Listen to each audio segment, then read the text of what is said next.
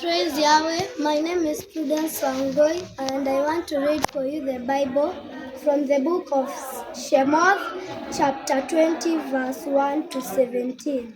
And it says, And Elohim spoke all these words, saying, I am Yahweh your Elohim, who brought you out of the land of Mitzrayim, out of the house of slavery. You have no other mighty ones against my face.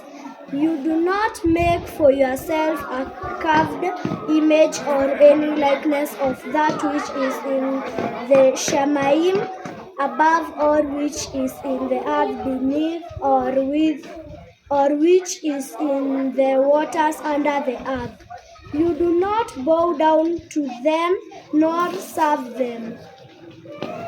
For I, Yahweh your Elohim, am a jealous Elohim, visiting the wickedness of the fathers on the children to the third and the fourth generations of those who hate me, but showing kindness to thousands, to those who love me and guard my commands.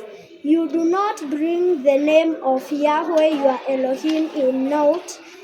For Yahweh does not leave the one unpunished who brings his name to naught.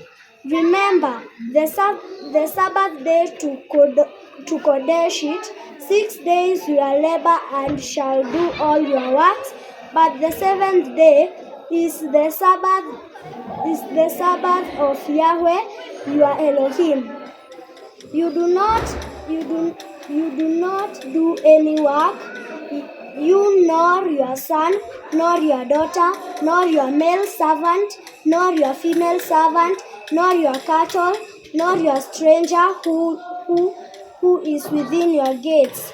For the 6 days Yahweh made the Shemaim and the earth, the sea and all that is in them.